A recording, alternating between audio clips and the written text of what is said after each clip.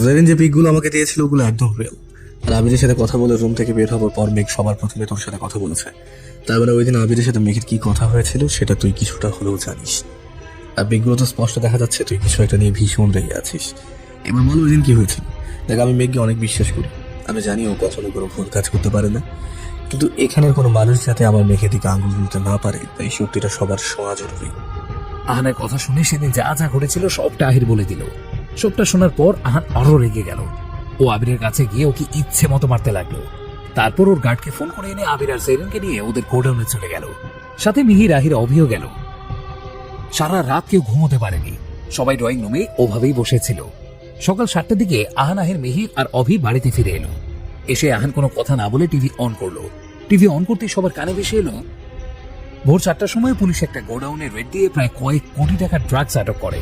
সাথে অবৈধ আর্মস আর বোম বানানোর ফর্মুলাও ছিল। গোডাউনটা আর কারো নয়, বিজনেসম্যান আবির রহমানের। গোপন সূত্রে জানা গেছে আবির রহমান এবং তার স্ত্রী বহু বছর ধরে ওই গোডাউনে বসে ওনাদের অবৈধ বিজনেস চালাতেন। কালকে রাতে পুলিশের কাছে সব প্রমাণ আসার পর ওনারা গিয়ে গোডাউনে অ্যাটাক করেন। আবির আর ওনার স্ত্রী পুলিশের হাতে থেকে পালাতে চেয়েছিলেন, কিন্তু তার আগেই পুলিশের গুলিতে ওনারা আহত হন। পুলিশ এখনো ইনভেস্টিগেশন চালিয়ে যাচ্ছে। খুব তাড়াতাড়ি জানতে পারা যাবে এর সাথে আর কারা কারা যুক্ত ছিল। এইটুকু শোনার পর সবাই টিভি স্ক্রিনের দিকে চোখ রাখলো। দেখলো জেরিন আর আবিরকে স্ট্রেচারে করে অ্যাম্বুলেন্সে ওঠানো হচ্ছে। দুজনের অবস্থায় ভীষণ খারাপ। ওদের সারা শরীরে মারের দাগে পুরো নীল হয়ে গেছে। ওদের দেখে সবাই আটকে উঠলো। এইটুকু সময় কি অবস্থা হয়েছে দুজনের। আবিরের মা আর জেরিনের মা হাও মাও করে কেঁদে দিলেন। আহান টিভিটা অফ করে একটা দীর্ঘশ্বাস ছেড়ে বলল, হয়তো তোমাদের মনে হতেই পারে ওদের আমি ফাঁসিয়েছি। হ্যাঁ, এইসব কিছু আমার করানো, কিন্তু ড্রাগসের ব্যাপারটা একদমই সত্যি। আহানের কথা শুনে সবাই অবাক চোখে ওর দিকে তাকালো। আহান বলল, আবিরের উপরে আমার অনেক আগে থেকে টার্গেট ছিল। আমি জাস্ট ওর থেকে ছোটখাটো একটা প্রতিশোধ দিতে চেয়েছিলাম, তার পিছনের লোক লাগিয়েছিলাম। কিন্তু এইভাবে কেঁচো ফুটতে যে উঠে বেরিয়ে যাবে সেটা একদমই ভাবিনি। কিছুদিন আগে আমার লোকেরা এসে জানায় আবির 4 বছর ধরে ড্রাগসের বিজনেস করছে। বাইরের দেশ থেকে ড্রাগস এনে এই দেশে সাপ্লাই করে, অ্যান্ড এইসব কিছুর সাথে জরিনও যুক্ত আছে। এরপর থেকে আমি ওদের বিরুদ্ধে প্রমাণ জোগাড় করতে থাকি, আর এক একে সবকিছু পেয়েও যায়। ভেবেছিলাম সব প্রমাণ সহ ওদের দুজনকে পুলিশে দিয়ে দেবো, কিন্তু ওরা এমন একটা কাণ্ড করে ফেললো না যে ওদের না মেরে পারলাম না। আহানের কথা শুনে সবাই মাথায় হাত দিয়ে বসে রইল। ওরা দুজন মিলে এত বছর ধরে এসব করে যাচ্ছে আর ওনারা কেউ কিছুই জানতে পারলেন না। আহান একটা বাঁকা হাসি দিয়ে বলল, বাই দ্য ওয়ে, আর্মস এবং বুমের ফর্মুলাগুলো আমার সাজানো। আসলে ভাবলাম ওরা ড্রাগসের ব্যবসা করে এত মানুষের ক্ষতি করেছে, কত মায়ের কোল খালি করেছে, কত শত স্টুডেন্টের জীবন ধ্বংস করে দিয়েছে। ওই সামান্য কয়েক বছর জেল খাটতে কিছুই হবে না, তাই টেররিস্ট সাজিয়ে যাবজ্জীবনের জন্য কারাগারে পাঠানোর ব্যবস্থা করলাম। 2 বছর পর দরজার কলিং বেলের শব্দে ধরফড়িয়ে ঘুম থেকে উঠে বসলো মেঘ। বেডের পাশে টি টেবিলের উপরে থাকে ছোট টেবিল ক্লকের দিকে তাকিয়ে দেখলো অলরেডি 9টা বেজে গেছে। মেঘ মাথায় হাত দিয়ে বলল, ও শিট, আজকে আবারও উঠতে দেরি হয়ে গেল। কথাটা বলতে বলতে মেঘ কম্বলের নিচে থেকে বের হয়ে গিয়ে দরজাটা খুলে দিল। দরজা খুলতেই একজন মধ্যবয়সের মহিলা বাসায় ঢুকতে ঢুকতে বলল, কি হইলো আম্মাজান, আজকা আবারও ঘুম থেকে উঠতে দেরি হয়েছে? মেঘ দরজাটা আটকিয়ে দিয়ে তাড়াহুড়ো করে ওয়াশরুমে ঢুকতে ঢুকতে বলল, কি আর বলবো বলো, কালকে রাতে 3টার সময় ঘুমিয়েছি। অফিসের কাজ করতে করতে কখন যে 3টা বেজে গেছে টেরই পাইনি। মেঘের কথা শুনে মহিলাটি একটা দীর্ঘ শ্বাস ফেলে কিচেনে চলে গেলেন মেঘের জন্য ব্রেকফাস্ট রেডি করতে। মেঘ ফ্রেশ হয়ে ওয়াশরুম থেকে বের হয়ে নিচে রুমে গিয়ে দ্রুত রেডি হতে লাগলো। এদিকে মহিলাটি ব্রেকফাস্ট রেডি করে ডাইনিং টেবিলের উপরে এনে রাখলেন। তারপর মেঘকে উদ্দেশ্য করে বললেন, আম্মাজান, নাস্তা দিছি, তাড়াতাড়ি খাইয়ালো। মেঘ দরজার পাশে সুরেক থেকে জুতা বের করে পড়তে পড়তে ব্যস্ত গলায় বলল, না খালা, এখন খাওয়ার সময় নেই, ওগুলো তুমি খেয়ে নাও, আমি আসি। মেঘের কথা শুনে মহিলাটি মুখটা কালো করে বলল, আমি এত কষ্ট করে বানাইলাম আর তুমি না খাইয়া চলে যাইবা? মেঘ দরজা দিয়ে বের হতেই যাচ্ছিল, কিন্তু মহিলাটির কথা শুনে দাঁড়িয়ে গেল। তারপর দ্রুত পায়ে দরজার সামনে থেকে ডাইনিং রুমে আসলো। এসে দেখলো মহিলাটি ওর জন্য ব্রেডের টোস্ট আর ডিম অমলেট করেছে। মেঘ একটা ব্রেড টোস্ট হাতে নিয়ে তাতে একটা বাইট দিয়ে খেতে খেতে মহিলাটিকে জড়িয়ে ধরলো। তারপর বলল, আর মুখ কালো করে থাকতে হবে না, এই তো খেয়েছি, এখন আমি আসি, আল্লাহ হাফেজ। কথাটা বলে মেঘ ওনাকে ছেড়ে দিয়ে দৌড়ে বাসা থেকে বেরিয়ে গেল। মহিলাটি মেঘের যাওয়ার দিকে তাকিয়ে ম্লান একটা হাসি দিলেন। গত 2 বছর থেকে মেয়েটাকে দেখছেন উনি। একাই এই ফ্ল্যাটটায় থাকে। সকাল হলে ভার্সিটিতে যায়, সারাদিন ক্লাস করে, তারপর বিকেল 4টা থেকে রাত 10টা পর্যন্ত পার্ট টাইম জব করে। বাসায় আসতে আসতে প্রায় রাত 11টা বাজে। বাসায় এসে আবার পড়তে বসে, না হলে অফিসের কাজ করে। উনি সারাদিন মেয়েকে কাজ করতেই দেখেন। ও সারাদিন কাজের মধ্যে নিজেকে ডুবিয়ে রাখে। ওকে দেখলে মনে হয় ও পড়াশোনা আর কাজ ছাড়া কিছু ভাবতেই চায় না। উনি অনেকবার মেয়েকে জিজ্ঞাসা করেছে ওর বাসা কোথায়, বাবা মা কোথায় থাকে, বাবা মায়ের নাম কি, ও পরিবারের সাথে না থেকে একাই ফ্ল্যাটে থাকে কেন। আরো কত শত প্রশ্ন করেছেন, তার কোনো হিসেব নেই। কিন্তু যখনই মেঘের পার্সোনাল ব্যাপারে কিছু জিজ্ঞাসা করেন তখনই ও কথাটা এড়িয়ে যায়। এখন পর্যন্ত উনি মেঘের নামটা ছাড়া আর কিছুই জানেন না। অবশ্য নামটাও আসল কিনা সেটাও জানেন না। মাঝে দেখেন মেয়েটা বালিশে মুখ গুজে হাউ মাউ করে কাঁদতে থাকে। কাঁদতে কাঁদতে বাচ্চাদের মতো গুড়িসুটি মেরে আবার সেখানেই ঘুমিয়ে পড়ে। মেঘ রাস্তায় এসে রিক্সার জন্য দাঁড়িয়েছিল। হঠাৎ ওর সামনে লাল রঙের বেশ দামি একটা গাড়ি এসে থামে। ও ভ্রু কুঁচকে গাড়িটার দিকে তাকিয়ে থাকে। গাড়িটা থামতেই ওটার পেছনের সিটে দুপাশে দরজা খুলে দুটো ছেলে বেরিয়ে আসে। মেঘ ছেলে দুটো চেহারার দিকে তাকালো। সেই চিরচেনা অতি প্রিয় দুটো মুখ। কতদিন পরে এদের দেখল। ছেলে দুটো অন্য কেউ না, আহির আর মিহির। মেঘ এক ধ্যানে ওদের মুখের দিকে তাকিয়েছিল। তখনই আহির এসে মেঘের চোখের সামনে দুটো কার্ড বাড়িয়ে দিয়ে বলল,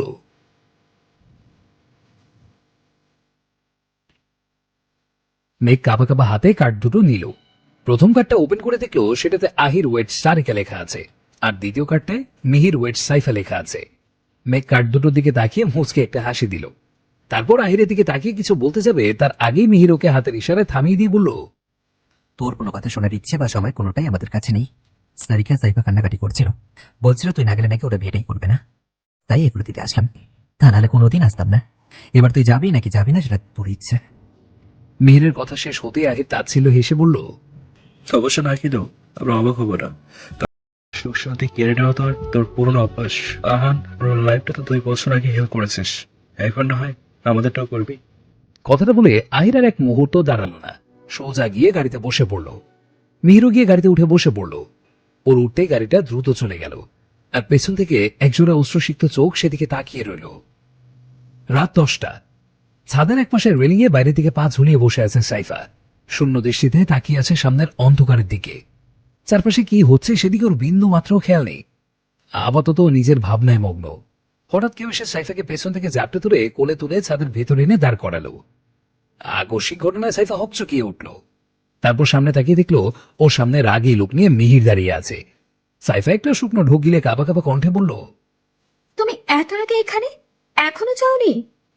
মিহির দতে দত চেপে বলল, গিয়ে তো ছিলাম, কিন্তু মাঝপথে গিয়ে দেখি ফোনটা ফেলে গেছি, তাই আবার নিতে আসলাম। ভাগ্যে এসেছিলাম, তা নাহলে জানতেই পারতাম না যে আপনি না থাকলে আপনি এসব কাজ করে বেড়ান। সাইফা আমতা আমতা করে বলল, আসলে ভালো লাগছিল না, তাই ওভাবে বসেছিলাম। মিহির ভ্রু কুঁচকে বলল, ভালো লাগছে মানে কি? বেরিয়ে করতে চাও না নাকি বোনের মতো নাকামো করার ইচ্ছে গেছে? মিহিরের কথাটা শেষ হওয়ার সাথে সাথেই সাইফা ঝাঁঝালো কণ্ঠে বলল, সব কথায় আপিকে কেন টেনে আনো বলো তো? 2 বছর আগে আপি যা করেছিল সেটার পেছনে নিশ্চয়ই কোনো কারণ ছিল, না হলে কখনো ওসব করতো না। তোমরা তো সবসময় আপিকে শুধু দোষারোপই করে গেছো, কখনো তো এটা জানতে চাওয়ার চেষ্টা করোনি হঠাৎ করে ওসব কেন করেছিল। আগে সবকিছু ভালো করে খোঁজ নিয়ে আসো, তারপর আপির ব্যাপারে কিছু বলতে আসবে। কথাটা বলেই সাইফা হনহন করে ছাদ থেকে বেরিয়ে আসলো। ওর ভীষণ রাগ লাগছে। সত্যিটা না জেনে সবাই শুধু মেয়েকে দোষারোপ করে যাচ্ছে। আরে ভাই, যাকে এত ভালোবাসতো তাকে যখন দূরে সরিয়ে দিয়েছে তখন তার পেছনে নিশ্চয়ই কোনো কারণ আছে। এই সামান্য কথাটা এদের মাথায় যে কেন ঢোকে না ও সেইটাই বুঝতে পারে না। সাইফা পারলে এখন মিহিরের মাথাটা ফাটিয়ে দেখতো যে ওর মাথার মধ্যে একটু বুদ্ধি আছে নাকি পুরোটাই গোবরে ভরা। ওর আগে ফুসতে ফুসতে ওয়াশরুমে চলে গেল হাতের মেহেদি ধোয়ার জন্য। আজকে সারিকা সাইফার মেহেদি ছিল। মেহেদির অনুষ্ঠানটা সাইফাদের বাড়িতে বসেই হয়েছিল। অনুষ্ঠান শেষে বরপক্ষের লোকেরা যাওয়ার পর সাইফা মেহেদি হাতে দিয়ে ছাদে চলে গিয়েছিল। হঠাৎ করে ও আজকে মেঘকে বড্ড মিস করছিল। মেঘের কথা ভেবে মনটা খারাপ হয়ে গিয়েছিল। তাই ভেবেছিল একা একা বসে থাকলে হয়তো মনটা ভালো হয়ে যাবে। অথচ মন তো ভালো হলোই না, উল্টো মিহির এসে মাথাটা গরম করে দিল। সাইফা ওয়াশরুম থেকে বের হয়ে দেখলো মিহির বেডের উপরে চিত হয়ে শুয়ে আছে। ও মিহিরের দিকে একবার বিরক্তিকর দৃষ্টিতে তাকিয়ে চেয়ারের উপর থেকে তোয়ালে নিয়ে হাত মুখ মুছতে মুছতে বলল, প্লিজ তুমি এখন আমার চোখের সামনে থেকে যাও। এই মুহূর্তে আমি ভীষণ রেগে আছি, যখন তখন তোমাকে যা খুশি বলতে পারি। আর বিয়ের মাত্র 2 দিন বাকি আছে, তাই এখন আমি তোমার সাথে কোনো তর্ক জড়াতে চাই না। সাইফার কথা শুনে মিহির শোয়া থেকে বসে বলল, তোমার সাথে আমি তর্ক করতে আসলে মিষ্টি পাখি, রোম্যান্স করতে এসেছি।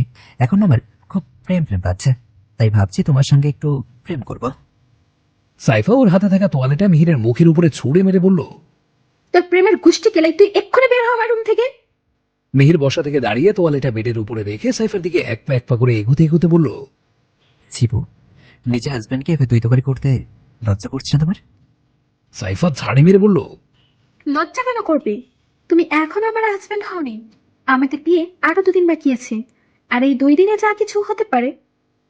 মিহির একদম সাইফার কাছে এগিয়ে এসে ওর কোমরে এক হাত রেখে এক টানে সাইফাকে নিজের সাথে মিশিয়ে নিয়ে বলল, যা কিছু হয়ে যেতে পারে মানে কি? হ্যাঁ, বিয়েটা ক্যান্সেল করার প্ল্যান করছো নাকি তুমি?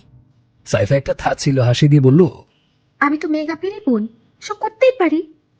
সাইফার কথা শুনে মিহির হাত দিয়ে সাইফার গালে স্লাইড করতে করতে বলল, যদি বিয়েটা ক্যান্সেল করার মতো কোনো প্ল্যান করে থাকো, তাহলে সেটা মাথা থেকে খুলে ছেড়ে ফেলো, না হলে তোমাকে কুচি কুচি করে কেটে নদীতে ফেলে দেবো। সাইফা চোখ ছোট ছোট করে মিহিরের দিকে তাকিয়ে বলল। তোমার কি মনে হয় এসব বললেই আমি ভয় পেয়ে যাবো? মিহির একটা ভাঙা হাসি দিয়ে বলল, ভয় পাবে, কারণ আমি যে শুধু মুখে বলি না, কাজেও করে দেখাই। সেটা তোমার থেকে ভালো কি আর জানে বলো? কথাটা বলেই মিহির সাইফার নাকের সাথে নিজের নাক খসল। সাইফা ওর চোখ দুটো বন্ধ করে ফেলল। মিহির অনেকটা সময় নিয়ে সাইফার কপালে গভীরভাবে একটা চুমু খেলো। তারপর সাইফার নাক টেনে দিয়ে বলল, বউ, আজকে এই পর্যন্ত থাক, বাকি রোম্যান্সটা আমরা বিয়ের পরে করবো। আপাতত আমার একটা আর্জেন্ট কাজ মনে পড়ে গেছে, তাই এখন রোম্যান্স করা বাদ দিয়ে আমাকে কাজটা করতে যেতে হবে। টাটা। কথাটা বলেই মিহির আর এক মুহূর্ত দাঁড়ালো না, সাইফাকে ছেড়ে দিয়ে এক দৌড়ে রুম থেকে বেরিয়ে গেল। সাইফা মিহিরের যাওয়ার দিকে তাকিয়ে মুচকে একটা হাসি দিল। ও ভালো করেই জানে মিহির এখন কোথায় গেছে। লাস্ট 2 বছর ধরে মিহির আর আহি রাতের এই সময় গায়েব হয়ে যায়। এই সময় ওদের দুজনের ছায়াটাও খুঁজে পাওয়া যায় না। কোথায় যায় সেটা সবাই ভালো করেই জানে, তাই এই বিষয়ে কেউ কখনো কোনো প্রশ্ন করে না। মেঘ অফিস থেকে ফিরে দরজার সামনে দাঁড়িয়ে ডুপ্লিকেট চাবি দিয়ে ফ্ল্যাটের দরজা খুলে ভেতরে ঢুকলো। ভেতরে ঢুকে দেখলো সেই মহিলাটি বেডের উপরে ঘুমিয়ে আছে।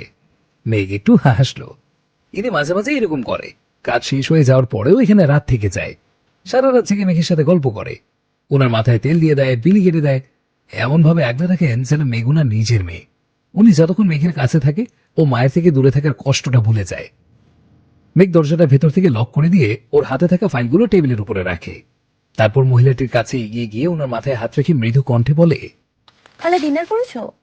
মহিলাটি ঘুমো ঘুমো চোখে তাকিয়ে বলল। বলেই মেঘ ওয়াশরুমে চলে গেল ফ্রেশ হওয়ার জন্য। এই ফ্ল্যাটটায় একটা বেডরুম, একটা ডাইনিং রুম, একটা কিচেন আর একটা বাথরুম। বিল্ডিংটার কালার একদম উঠে গেছে, জায়গায় জায়গায় ফাটল ধরেছে, জানলার গ্রিলে চং ধরে একদম যা ইচ্ছে তাই হয়ে গেছে। মেঘ কয়েকবার চেয়েছিল এই ফ্ল্যাটটা ছেড়ে দিয়ে অন্য একটা ফ্ল্যাটে উঠবে, কিন্তু যে টাকা মাইনে পায় তাতে এর থেকে ভালো ফ্ল্যাট ওর পক্ষে অ্যাফোর্ড করা সম্ভব না। 2 বছর ধরে ওর লেখাপড়ায়, খাওয়া, জামা কাপড়, বাসা ভাড়া এই সব কিছুর খরচও নিজেই চালায়। ফ্যামিলির কারো কাছ থেকে একটা টাকাও নেয় না। আহাদ খান আর আসম রহমান প্রতি মাসে ওর অ্যাকাউন্টে মোটা অঙ্কের টাকা পাঠান, কিন্তু মেঘ সেখান থেকে একটা টাকাও স্পর্শ করে না। কাজের মহিলাটি মেঘের ফাইলগুলো গুছিয়ে রাখছিল, তখনই হঠাৎ করে ফাইলগুলোর মধ্যে থেকে সেই বিয়ের কার্ড দুটো বেরিয়ে আসে। ওই কৌতূহল বশত কার্ড দুটো হাতে নিয়ে উল্টে পাল্টে দেখতে থাকে। ঠিক তখনই মেঘ ওয়াশরুম থেকে বেরিয়ে আসে। মহিলাটি এতটা উৎসাহ নিয়ে কার্ড দুটো দেখছে দেখে মেঘ হাসি মুখে প্রশ্ন করে। মহিলাটি কার্ডগুলো দেখতে দেখতেই বলল, আম্মাজান, আমি এই কাগজগুলা আরো একখানে দেখছি, এগুলা তোমার কাছে আসলো কোথা দিয়ে? মেঘ তোয়ালে দিয়ে হাত মুছতে মুছতে বলল, কোথায় দেখেছো? তোমারে কইছিলাম না এক বড় লোক বাসায় কাজ করি, সেইখানে দেখছি। দেখতেই পারো, কারণ এই কার্ড এখন এই শহরের প্রায় 50% নামি দামি বিজনেসম্যানদের বাসায় খুঁজে পাবে। এগুলো কার বিয়ের কার্ড জানো? মেঘের প্রশ্ন শুনে মহিলাটি না সূচক মাথা নাড়ালো। মেঘ মিষ্টি একটা হাসি দিয়ে বলল। মেঘের কথা শুনে মহিলাটির চোখ বড় বড় করে বলল, এগুলা কি আহির খান আর মিহির রহমানের বিয়ের কার্ড? যাগো বিয়ার কথা টিভিতেও দেখেছিল। মেঘ ছোট্ট করে বলল,